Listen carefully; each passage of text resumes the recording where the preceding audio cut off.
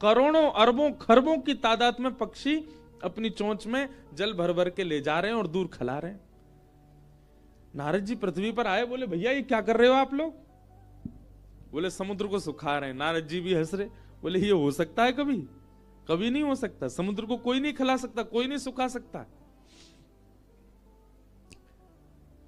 तब पूरी कथा नारद जी को बताई। बोले हम जानते हैं कि हम समुद्र को नहीं सुखा सकते, पर समुद्र का अहंकार हमको तोड़ना है। हम लगे, हम भले अपने प्राण त्याग दें, पर पीछे नहीं हटेंगे, करेंगे। नारद जी ने जब पूरी बात सुनी कि इस प्रकार गौरैया पक्षी के घोंसले ले गए और फिर समुद्र ने अहंकार में कहा कि तुम्हारा कोई अस्तित्व थोड़ी है, तुम्हारे लिए मैं घोंसले वापस थोड़ी करूंगा। जब प्रकट हो ही गए थे तो दे देने थे, लेकिन समुद्र ने अभिमान किया, जिसकी वजह से सारे पक्षी लगे उसको सुखाने में। नारद जी महाराज बोले यदि मैं इनकी सहायता कर दूं तो यह काम संभव हो सकता है।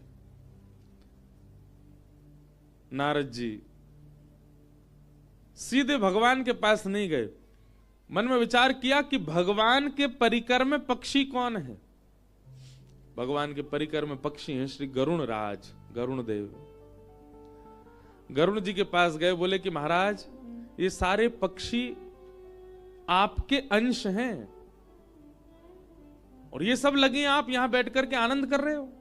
गरुण जी बोले मुझे समाचार तो मिला, लेकिन इससे कुछ होना नहीं है, तो क्या करें? बोले क्यों नहीं होना? तुम ब्रह्मांड नायक को अपनी पीठ पर लेकर के चलते हो, क्या समुद्र के अहम को नष्ट करने के लिए तुम कुछ करवा नहीं सकते? गरुण जी भी सोच में पड़ गए। रात्रि में ठाकुर जी के पास गए, भगवान श्रीमन नारायण पौड़े थे और गरुण जी ने जाकर के बताया इस प्रकार पक्षी समाज लगा है समुद्र को सुखाने। भगवान बोले हो तो सकता नहीं है, ये समुद्र कैसे सूखेगा? बोले ठाकुर जी आप जो चाह जाएं वो सब हो जाएगा। हम ये नहीं चाहते कि समुद्र सूखे, पर समुद्र का अहम नष्ट होना चाहिए। एक गौरैया पक्षी को उसने कैसे कह दिया कि तुम्हारा कोई अस्तित्व नहीं है? गरुण जी की बात सुन